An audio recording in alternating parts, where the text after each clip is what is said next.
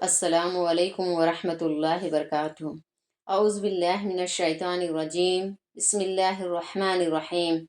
الحمد للہ رب العالمین، والصلاة والسلام علی رسولہ الکریم سیدنا محمد وآلہ وصحابہ اجمعین، اما بعد۔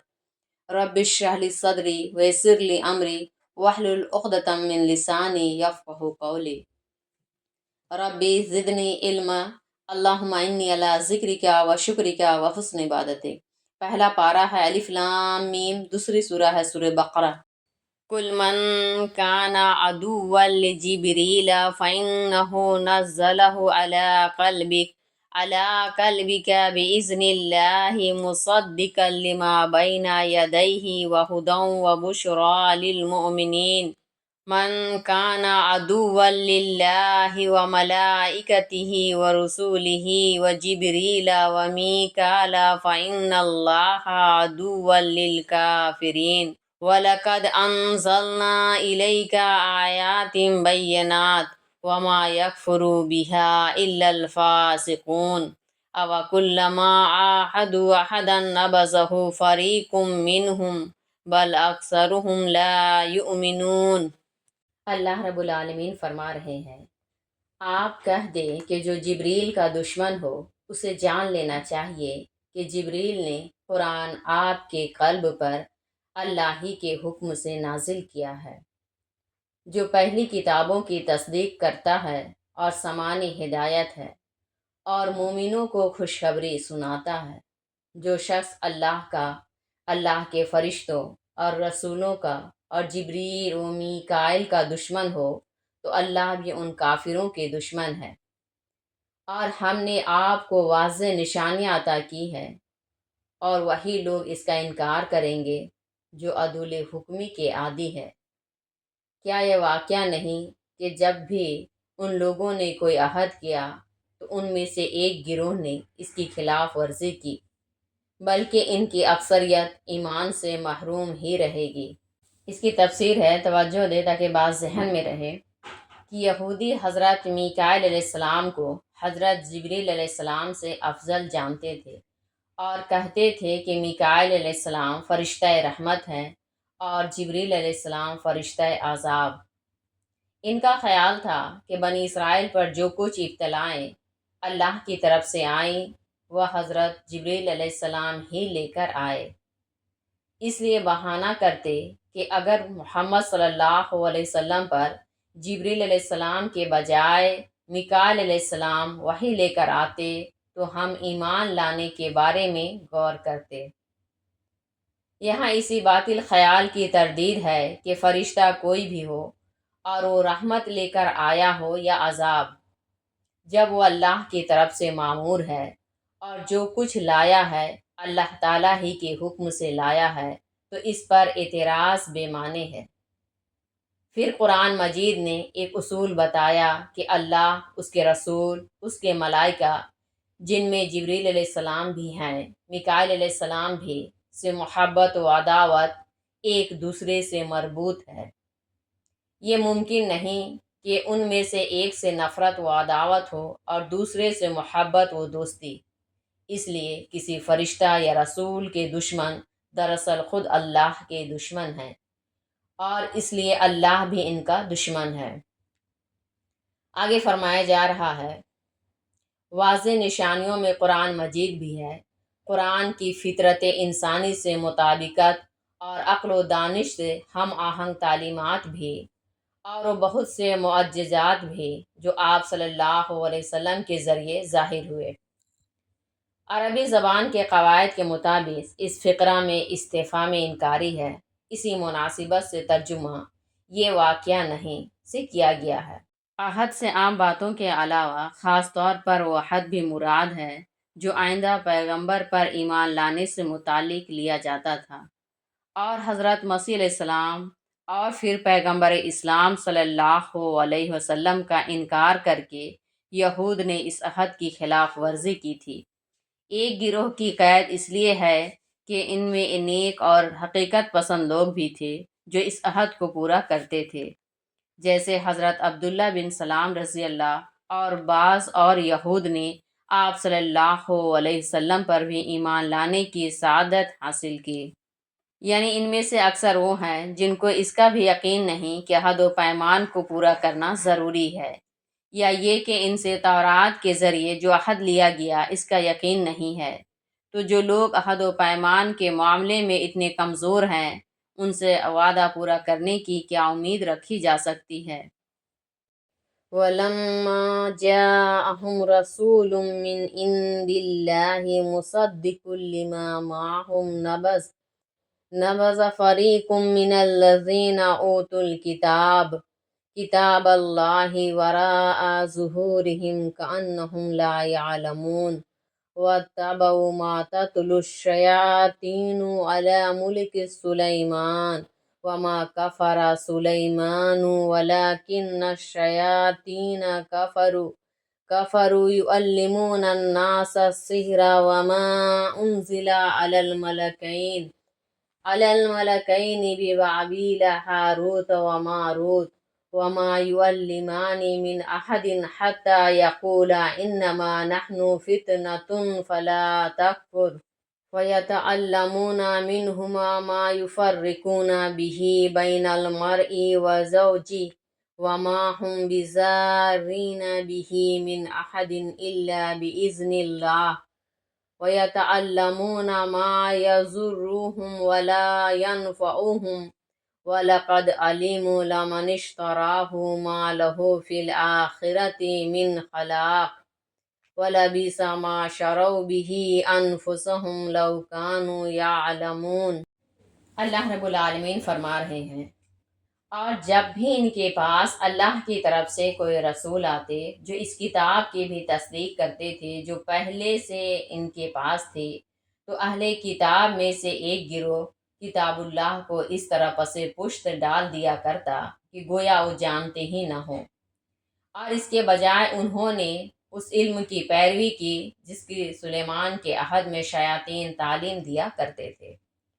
اور سلیمان نے کفر نہیں کیا تھا، لیکن کفر شیاطین نے کیا تھا جو لوگوں کو جادو کی تعلیم دیتے تھے۔ نیز ان لوگوں نے اس جادو کی بھی پیروی کی جس کا علم بابل کے دو فرشتوں ہاروت و ماروت کو دیا گیا تھا، حالانکہ وہ دونوں کسی کو جادو کی تعلیم اس وقت تک نہ دیتے تھے جب تک یہ نہ کہہ دیتے کہ ہمارا وجود تمہاری آزمائش کے لیے ہے، اس لیے تم کفر کا راستہ اختیار نہ کرو۔ یہ لوگ ان دونوں سے ایسا جادو سیکھتے جس کے ذریعے شوہر اور اس کی بیوی کے درمیان جدائی پیدا کر دے، اور یہ لوگ جادو کے ذریعے کسی کو خدا کی مشیت کے بغیر نقصان نہیں پہنچا سکتے۔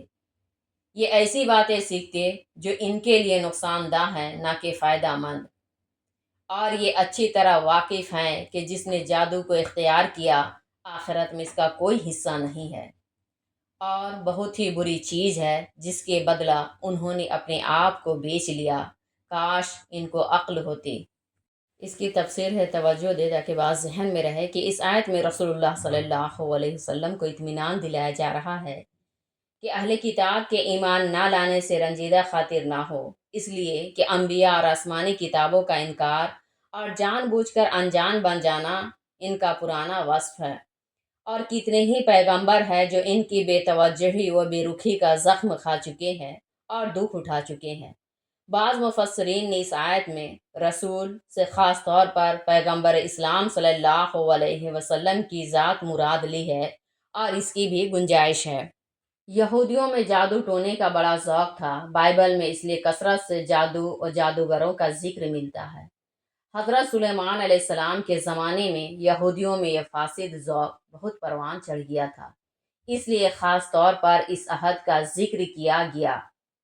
شیاطین سے مراد جنات شیاطین بھی ہو سکتے ہیں جن کو جادوگر عام طور پر اپنی فاسد اغراض کے لیے استعمال کرتے ہیں، اور شیاطین انسان یعنی بدکار و بدطینت اور فن جادوگری کے ماہر انسان بھی مراد ہو سکتے ہیں۔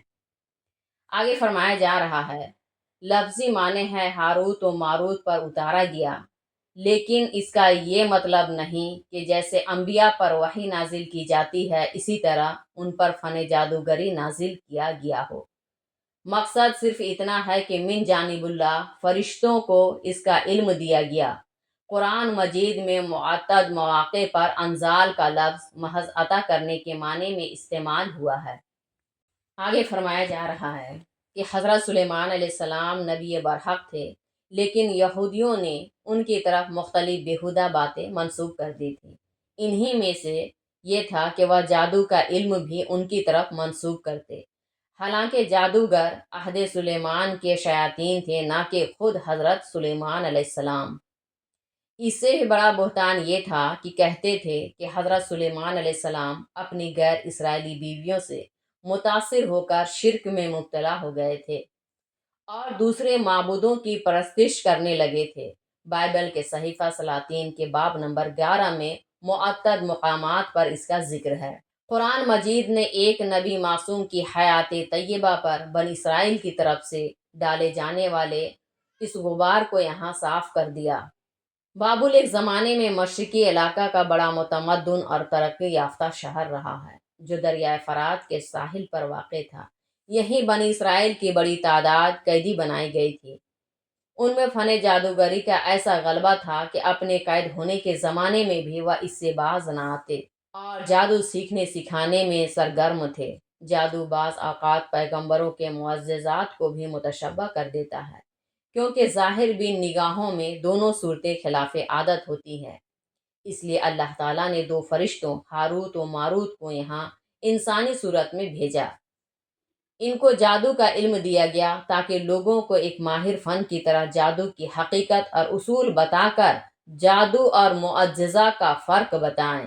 ان فرشتوں کا مقصد تو صرف اس خاص غرض کے لیے جادو کے بارے میں اصول و قواعد کو بتلانا تھا، لیکن بعض کس فکر لوگ جادو کے اصول اور طریقے پوچھ کر اس کا استعمال اپنی فاسد اغراض کے لیے کیا کرتے۔ اس لیے فرشتے جادو کی تفصیل بتاتے ہوئے لوگوں کو متنبی بھی کرتے جاتے تھے کہ مجھے خدا نے امتحان و آزمائش کے لیے بھیجا ہے۔ میں بتا تو دوں گا، لیکن اگر تم اس کو غلط استعمال کی نیت سے سیکھو گے تو اپنے آپ ہی کو برباد کرو گے۔ ہاروت و ماروت کے سلسلے میں تفسیر کی کتابوں میں بعض اور واقعات بھی ذکر کیے گئے ہیں۔ وہ سب اسرائیلی روایات پر مبنی ہے، غیر معتبر ہیں اور اسلامی تعلیمات سے مناسبت نہیں رکھتے۔ شیطان کو شوہر و بیوی کے درمیان تفریق بہت محبوب ہے، اس لیے کہ معاشرہ کا استحکام اور اس کا صحیح خطوط پر قائم رہنا اور چلنا ازواجی زندگی کے استحکام پر مبنی ہے۔ حدیث میں بھی آیا ہے کہ شیطان اپنے ان کارندوں سے بہت خوش ہوتا ہے جو میاں بیوی میں تفریق کرا دیں، اس لیے خاص طور پر اس کا ذکر کیا گیا ہے۔ جادو بظاہر نفع رساں اور نقصان رساں نظر آتا ہے، اس لیے خاص طور پر متوجہ فرمایا گیا کہ نفع و نقصان کے اس ظاہری سبب کے پیچھے بھی اصل میں اللہ تعالیٰ ہی کی مشیت کار فرما ہے۔ چنانچہ اگر جادو میں مشرکانہ کلمات کہنے پڑتے ہوں یا مشرکانہ افعال کا ارتکاب کرنا پڑتا ہو تو ظاہر ہے کہ یہ باعث کفر ہے۔ اگر ایسے کلمات اور افعال کا ارتکاب نہ ہو تو کم سے کم دوسروں کو ضرر پہنچانے کا باعث ہے، اس لیے فسق سے کم یہ بھی نہیں۔ وَلَوْ أَنَّهُمْ آمَنُوا وَاتَّقَوْا لَمَثُوبَةٌ مِّنْ عِندِ اللَّهِ خَيْرٌ لَوْ كَانُوا يَعْلَمُونَ يَا أَيُّهَا الَّذِينَ آمَنُوا لَا تَقُولُوا رَاعِنَا وَقُولُوا انظُرْنَا وَاسْمَعُوا وَلِلْكَافِرِينَ عَذَابٌ أَلِيمٌ ما يود الذين كفروا من أهل الكتاب ولا المشركين أن ينزل عليكم من خير من ربكم والله يختص برحمته من يشاء والله ذو الفضل العظيم۔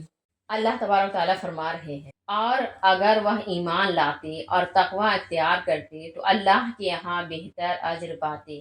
کاش وہ سمجھداری سے کام لے۔ اے ایمان والو، رائنا نہ کہو، انظرنا کہا کرو، نیز احترام و تعظیم کے ساتھ سنا کرو، اور کافروں کے لیے دردناک عذاب ہے۔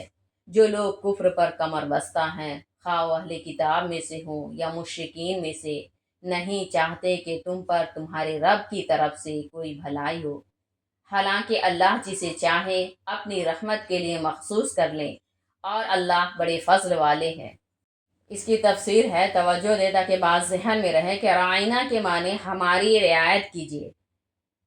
اس معنی کے اعتبار سے یہ کوئی گستاخانہ لفظ نہیں، لیکن یہود اس لفظ کو ایک خراب معنی میں بھی استعمال کرتے تھے، اور جب آپ صلی اللہ علیہ وسلم کے درمیان گفتگو اپنی طرف متوجہ کرنا ہوتا تو اسی بدنیتی کے ساتھ آپ صلی اللہ علیہ وسلم کو مخاطب کرتے تھے۔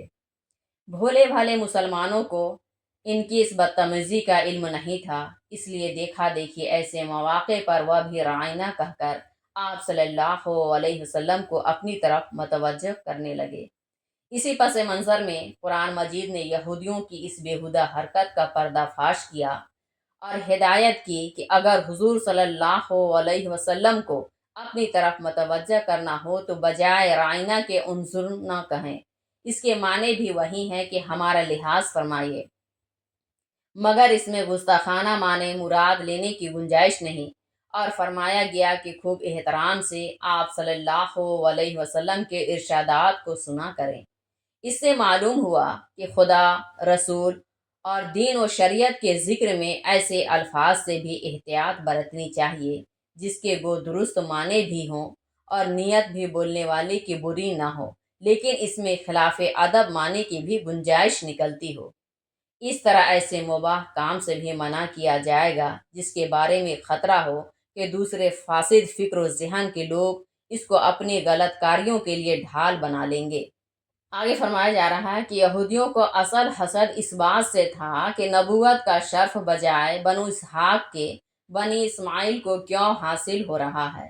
اسی کا جواب دیا گیا ہے کہ نبوت سے سرفراز کیا جانا اللہ تعالیٰ کا فضل و کرم ہے، اور اللہ تعالیٰ کے اختیار میں ہے کہ جسے چاہے اپنے فضل سے سرفراز فرمائے۔ تو اللہ رب العالمین ہم سب کو عمل کرنے کی توفیق عطا فرمائے۔ وما علینا الا البلاغ۔ السلام علیکم ورحمۃ اللہ وبرکاتہ۔